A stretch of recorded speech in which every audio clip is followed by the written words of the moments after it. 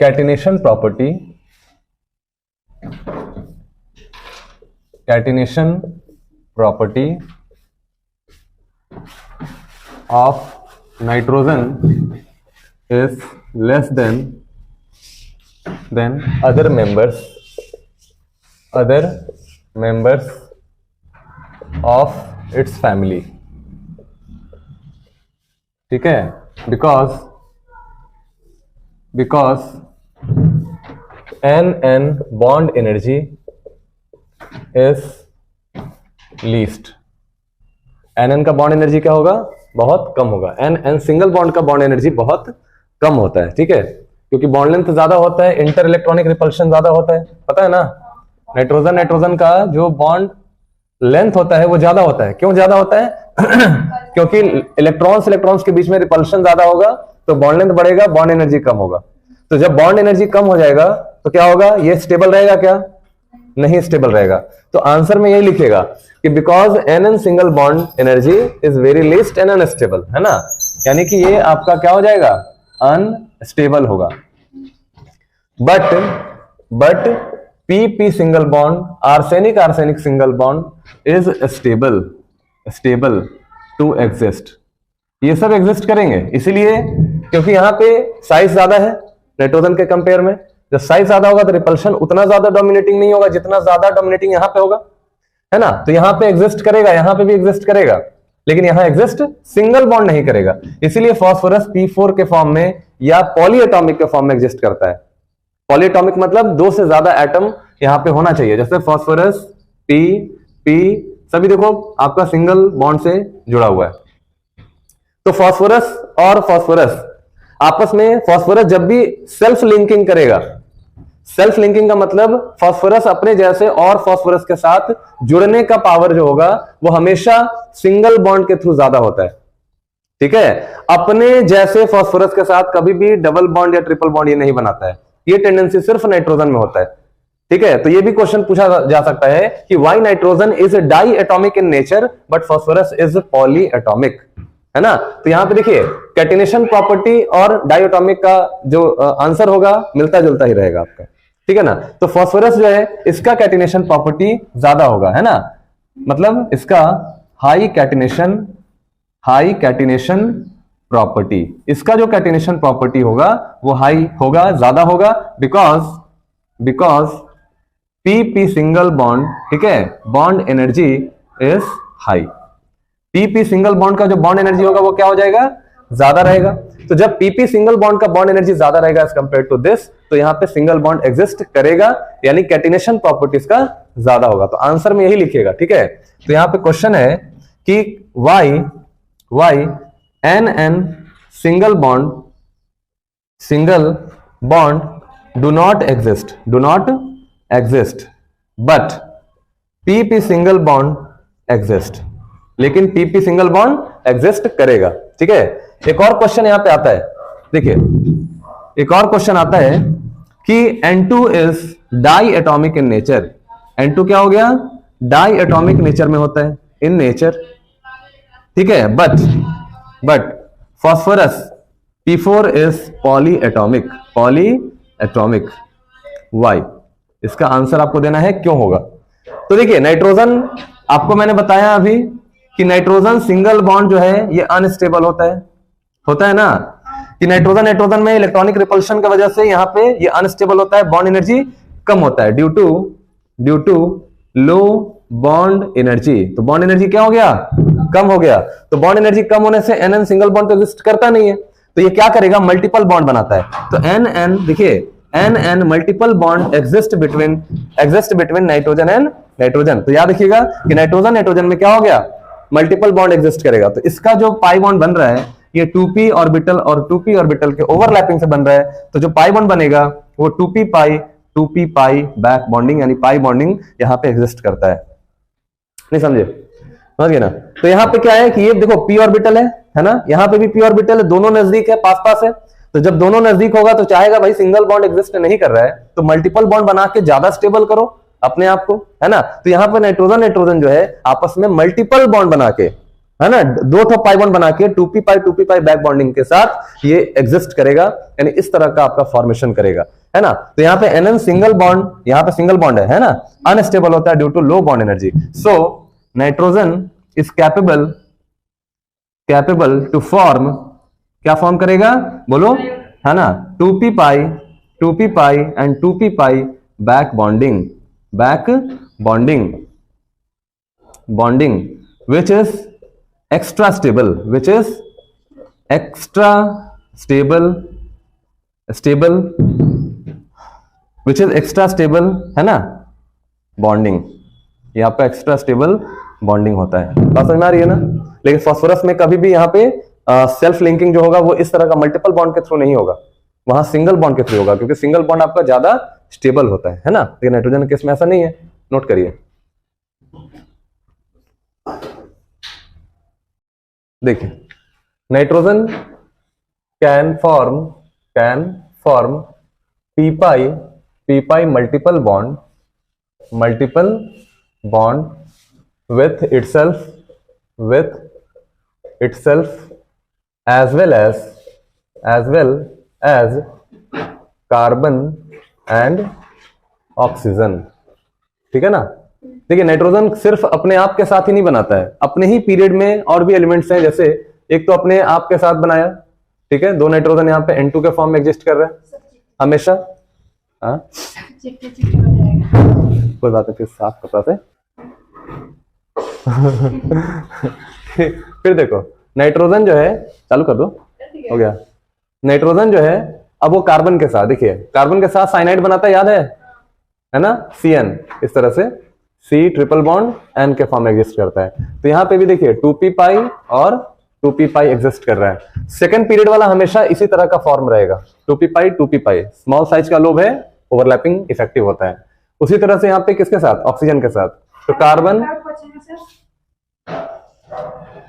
चालू करो, देखिए कार्बन ऑक्सीजन के बीच में भी यहाँ पे बॉन्डिंग बनता है, देखिए C डबल बॉन्ड O, और यहाँ से कोऑर्डिनेट बॉन्ड से कार्बन को इलेक्ट्रॉन दे रहा है, तो यहाँ पे भी क्या हो गया, 2p पाई और 2p पाई बैक बॉन्डिंग बनता है।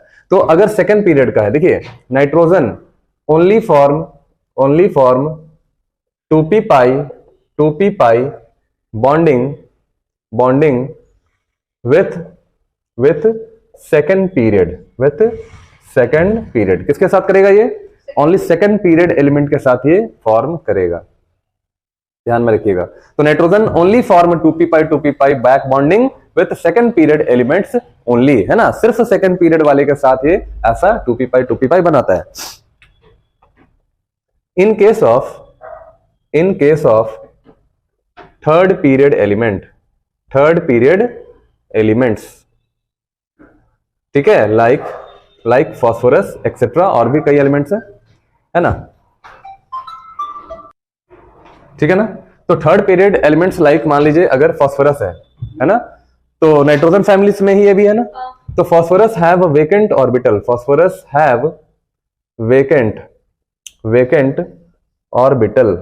के पास क्या है, वेकेंट ऑर्बिटल है। कौन सा ऑर्बिटल है, वेकेंट d ऑर्बिटल होता है ना। तो ये अपने वैलेंसी को एक्सपैंड कर सकता है, क्या कर सकता है, it can expand it's valency, ठीक है, ये अपने वैलेंसी को एक्सपैंड कर सकता है, and form pi bond by p pi d pi overlapping. याद रखिएगा कि जब थर्ड पीरियड की बात आएगी तो p पाई d पाई बनाएगा, क्योंकि d ऑर्बिटल यहां पे इन्वॉल्व होता है, ठीक है। नाइट्रोजन सेकंड पीरियड का था तो यहां पे p ऑर्बिटल पाई बॉन्ड बनाया था, लेकिन यहां पे क्या होगा, d पाई इन्वॉल्व होता है, मतलब d ऑर्बिटल का इलेक्ट्रॉन पाई बॉन्ड बनाएगा। जैसे एग्जांपल फास्फोरस है ना, तो फास्फोरस मान लीजिए कि यहां पे 3 मिथाइल के साथ जुड़ गया, ठीक है, और फास्फोरस 5 बॉन्ड तक बना सकता है, 5 बॉन्ड ये बना सकता है, जिसमें एक जो आपका पाई बॉन्ड यहां दिख रहा है, this is your pi bond and this is your what, sigma bond. ये हो गया सिग्मा, ये सिग्मा, ये सिग्मा। तो ये जो पाई बॉन्ड बना है आपका, ये देखो ऑक्सीजन का 2p पाई है ना, बोलो सेकंड पीरियड का है, और फास्फोरस का जो 3d इलेक्ट्रॉन है, 3D में जो अनपेयर्ड इलेक्ट्रॉन है वो आपका इन्वॉल्व होता है, वो पाई बॉन्ड बनाता है। तो अगर कोई भी पूछेगा, मान लो कि फास्फोरस अगर डबल बॉन्ड बना रहा है, ठीक है, तो उसमें जो पाई बॉन्ड है वो किस ओवरलैपिंग से बन रहा है, तो वो हमारा हो गया 2p पाई 3d पाई, क्योंकि यहां पे इसका 2p पाई है, 2p ऑर्बिटल है, और इसका कौन सा ऑर्बिटल है, 3d ऑर्बिटल है। ध्यान रखिएगा, 3p वाला सब सिग्मा बनाएगा, लेकिन 3d वाला क्या होगा, ये पाई बॉन्ड बनाएगा, है ना। तो ये भी सवाल पूछा जाता है, तो इस तरह का एग्जिस्ट करता है, लेकिन नाइट्रोजन इस तरह का एग्जिस्ट नहीं करेगा। आप सोचोगे नाइट्रोजन भी एग्जिस्ट कर जाएगा, CH3 और CH3 डबल बॉन्ड O, तो ये एग्जिस्ट नहीं करेगा, क्यों, इसमें d ऑर्बिटल खाली नहीं है। समझ में आ रहा है, तो ध्यान में रखिएगा। देखिए इसमें क्या है कि जैसे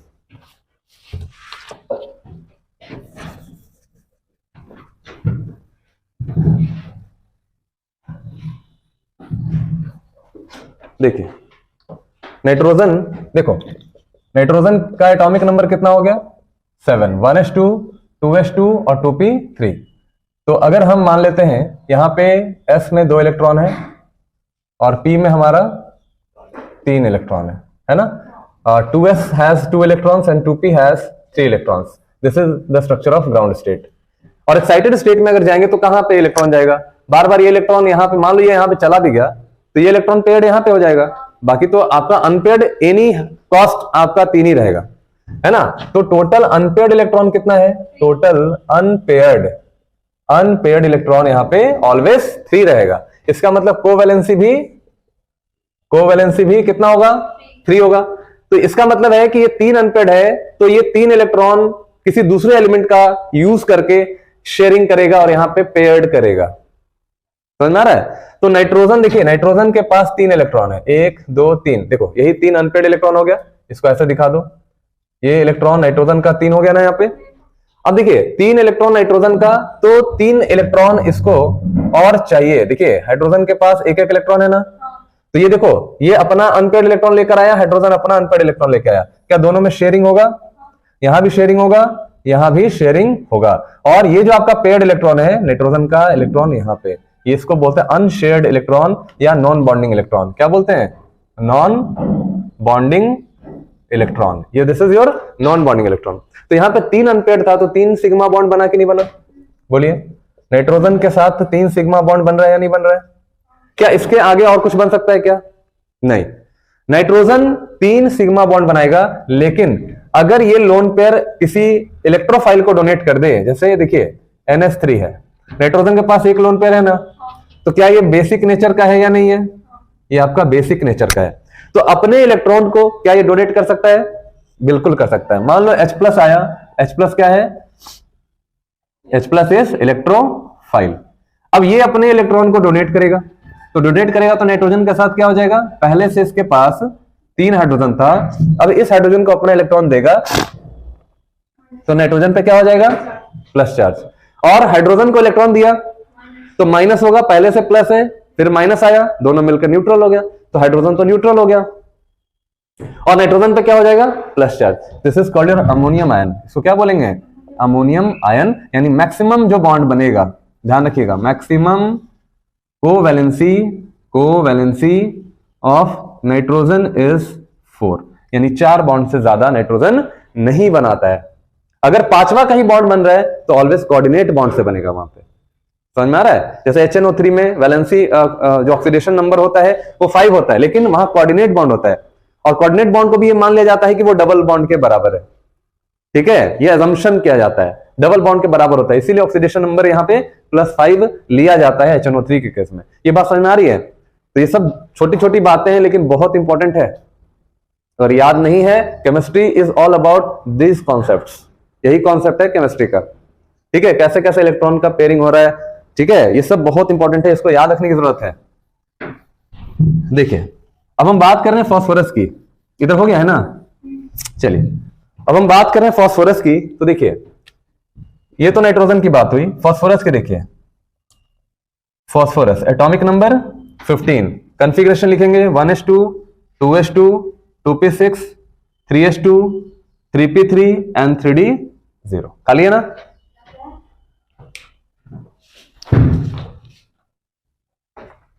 ठीक है ना। तो देखिए जो भी केमिकल रिएक्शन होगा वो कहां से होगा, 3s 3p और 3d में।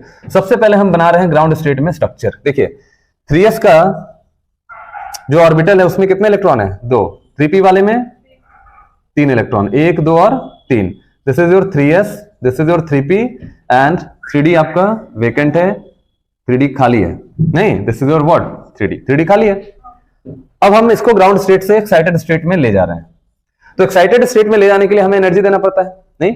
तो अब अगर आप मान लीजिए यहां से आप एनर्जी को देंगे तो इलेक्ट्रॉन्स जो है वो ट्रांजिट करके कहां आएगा? 3d में, जहां खाली रहेगा वहां पहुंचेगा। तो ये इलेक्ट्रॉन अनपेयर्ड हो गया, ठीक है। अभी देखो, अभी क्या है यहाँ पे, जब ये ग्राउंड स्टेट में था तो अनपेयर्ड इलेक्ट्रॉन 3 था फास्फोरस का। तो फास्फोरस का अगर अनपेयर्ड इलेक्ट्रॉन 3 है, ध्यान से देखेंगे तो फास्फोरस भी क्या करेगा? 3 दूसरे एलिमेंट का एक एक इलेक्ट्रॉन यूज कर लेगा। तो यहां भी PH3 नाम का कंपाउंड बनेगा और एक अनपेयर्ड इलेक्ट्रॉन रहेगा जो आपका ये वाला है, देखो, ठीक है। या मान लो PCl3 नाम का कंपाउंड बनेगा, फास्फोरस, क्लोरीन, क्लोरीन और क्लोरीन, इस तरह का भी कंपाउंड बन सकता है कि नहीं? तो अभी क्या है कि अपने ग्राउंड स्टेट में PH3 या PCl3 नाम का कंपाउंड ये बना सकता है। लेकिन अगर एक्साइटेड स्टेट में गया तो यहां पे देखो क्या हुआ, यहां पे जो वेकेंट d ऑर्बिटल था, इलेक्ट्रॉन अपना घर समझकर वो वहां शिफ्ट कर गया, यानी वहां ट्रांजिट कर गया, है ना। तो इलेक्ट्रॉन क्या हुआ? कहां चला गया? यहां। तो अभी क्या हुआ? नंबर ऑफ अनपेयर्ड इलेक्ट्रॉन बोलियो, नंबर ऑफ अनपेयर्ड इलेक्ट्रॉन कितना है? 5 हो गया। तो अगर नंबर ऑफ अनपेयर्ड इलेक्ट्रॉन 5 है तो कोवेलेंसी कितना है? 5 है। यानी नंबर ऑफ बॉन्ड जो बनाएगा वो कितना बनाएगा? हाँ, नंबर ऑफ बॉन्ड 5 बना लेगा, ठीक है। तो यहां नंबर ऑफ बॉन्ड 5 बना, इसका मतलब है कि फास्फोरस के पास 5 अनपेयर्ड इलेक्ट्रॉन मौजूद हो गया। नहीं, अब ये क्या करेगा? ये मान लो आपके पास फ्लोरीन है तो फ्लोरीन का इलेक्ट्रॉन यूज करेगा ही नहीं करेगा, ठीक है। यहां पे फ्लोरीन का इलेक्ट्रॉन यहां पे यूज करवा लो। फ्लोरीन अपना यहां इलेक्ट्रॉन लेकर आया, बोला कि हमको तो 1 इलेक्ट्रॉन चाहिए, ठीक है, चलो मिल गया तुमको भी 1 इलेक्ट्रॉन, मेरा इलेक्ट्रॉन यूज कर लो और यहां शेयरिंग करके ये स्टेबल कर लो। तो फ्लोरीन हो गया स्टेबल। फास्फोरस भी करेगा ना अपने आप को स्टेबल, तो ये भी इलेक्ट्रॉन लेगा। देखो ऑक्टेट से ज्यादा हो गया कि नहीं? ऑक्टेट तो 8 का ही होता है। इसके शेयरिंग एरिया में कितना इलेक्ट्रॉन? 2 2 4 2 6 2 8 2 10 इलेक्ट्रॉन आया, यानी कि 10 इलेक्ट्रॉन इन वैलेंस शेल। तो ये आपका वैलेंस शेल था, इसमें टोटल कितना इलेक्ट्रॉन? 10 इलेक्ट्रॉन आ गया। तो क्या वैलेंसी से ज्यादा हुआ या नहीं हुआ? ऑक्टेट से ज्यादा हुआ कि नहीं हुआ? बिल्कुल हो गया। अगर ऑक्टेट से ज्यादा होगा तो कोवैलेंसी मैक्सिमा का केस होता है। इसको बोलते हैं क्या? कोवैलेंसी मैक्सिमा, है ना। एक्सपेंशन ऑफ ऑक्टेट, इसको बोलते हैं क्या? बोलो, expansion of octet. And this is due to only the presence of vacant d orbital. अगर ये नहीं होता तो क्या होता? क्या एक्सपेंशन नहीं होता। तो ये एक्सपेंशन का जो भी केस होता है वो 3rd पीरियड से देखा जाता है, 2nd पीरियड तक d ऑर्बिटल नहीं होता है। तो ये जब भी देखा जाएगा वो कहां से देखा जाएगा? एक्सपेंशन 3rd वाले से देखा जाता है।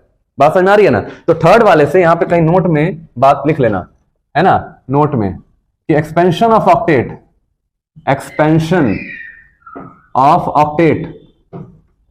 can only seen from 3rd period, कहां पे? बोलो, 3rd पीरियड से एक्सपेंशन देखा गया है, यानी expansion of octet, covalency maxima का केस देखा गया है। तो फास्फोरस जो है वो क्या होगा बताओ? मैक्सिमम जो बॉन्ड बनाएगा यहां पे कितना? यहां पे 10 से ज्यादा, ये 6 फ्लोरीन के साथ ये बॉन्ड बना सकता है। अब ये F- आया इसके नजदीक में, देखो आया ना यहां पे। अब F- आएगा तो क्या हो गया? ये देखो, ये हलाइड आयन एक्सेप्टर होता है, यानी कि फ्लोराइड आयन एक्सेप्टर कहलाता है ये, याद रखिएगा। क्यों? Due to vacant d orbital, याद रखिएगा। वेकेंट d ऑर्बिटल होने की वजह से ये फ्लोराइड आयन को एक्सेप्ट करता है, और चूंकि यहां पे वेकेंट ऑर्बिटल है, देखो, तो ये फ्लोराइड आयन का इलेक्ट्रॉन जो है वो एक्सेप्ट करके PF6- नाम का एक कंपाउंड बना सकता है ना। तो मैक्सिमम यहां तक ये जाएगा, इसके अलावा यानी maximum bond is up to 6, 6 से ज्यादा ये नहीं बनाएगा। बात समझ आ रही है? तो PF6 नाम का भी एक कंपाउंड है, PF6- नाम का कंपाउंड है जो फास्फोरस बना सकता है, इससे ज्यादा ये होल्ड नहीं कर सकता है। क्लियर हो रहा है? सब समझ में आ रहा है? चलिए ठीक है, नोट करिए इसको। नेक्स्ट में नोट कर लीजिए, phosphorus and arsenic, phosphorus and arsenic, phosphorus and arsenic can also form, phosphorus and arsenic can also form d pi back bonding, d pi back bonding, d pi back bonding। ठीक है, जैसे p pi d pi है वैसे ही D पाई back bonding भी बना सकता है ये। ठीक है, फिर लिखो नीचे एरो देके, एरो देके लिखिए, nitrogen family can act as ligands, nitrogen family can act as ligands can act as ligands because they are good electron pair donor, they are good electron pair donor. ठीक है ना, ये बहुत बढ़िया electron pair donor होता है। ठीक है ना, याद रखिएगा, ये इलेक्ट्रॉन पेयर का डोनेशन करता है, बेसिक नेचर का होता है, इसीलिए ये बताओ क्या होगा, ये अच्छा इलेक्ट्रॉन पेयर का डोनर होगा और ये बेस होगा। और जो इलेक्ट्रॉन पेयर को डोनेट करता है उनको एक और नाम से पुकारा जाता है, जिसको क्या बोलते हैं, लिगैंड्स कहते हैं। जो कोऑर्डिनेशन कंपाउंड के अंदर ये सारा कुछ सीखना है, लिगैंड्स होता है, मेटल एटम होता है सेंट्रल वाला, और उसको इलेक्ट्रॉन डोनेट करता है, तो इलेक्ट्रॉन डोनर बढ़िया है। नेक्स्ट में लिखिए, हेडिंग लगाइए, trends in properties,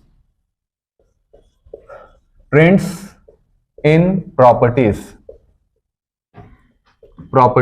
of hydrides of group 15 element, group 15 elements, trends in properties of hydrides of group 15 element.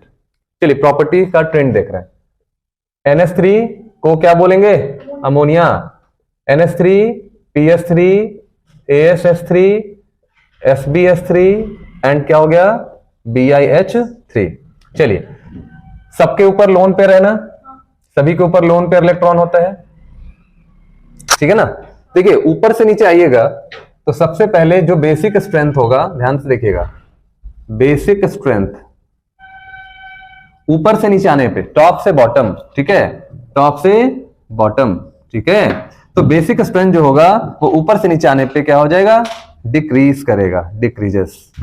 ठीक है, तो यहां पे अगर हम ऑर्डर देखें, बेसिक स्ट्रेंथ का अगर हम ऑर्डर देखेंगे तो सबसे बढ़िया बेस कौन होगा, अमोनिया होगा। ठीक है, फिर किसका होगा, PS3 का होगा, फिर ASH3 का होगा, फिर SbS3 का होगा, और फिर BiH3 का होगा। अमोनिया बहुत बढ़िया बेस होता है।